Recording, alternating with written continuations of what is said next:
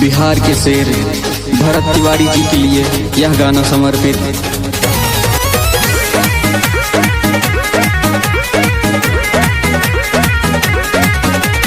एक भगत सिंह पुरखों ने देखा, एक भरत जी हमने जनहित खातिर लड़ाई, अकेले शेर पुत्र वो बिहारी।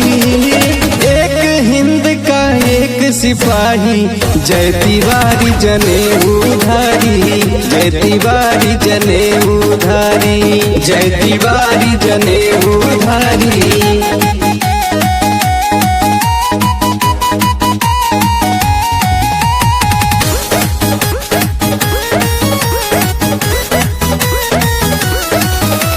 किसी से दब के रहा नहीं, वो शेर लड़ा है अकेला। दुखिया गरीब मन खातिर लड़ा, ऐसा ट्रायल बेला। खून के बदले खून लेंगे, कहते तिलक धारी। एक हिंद का एक सिपाही, जय तिवारी जनेऊधारी, जय तिवारी जनेऊ।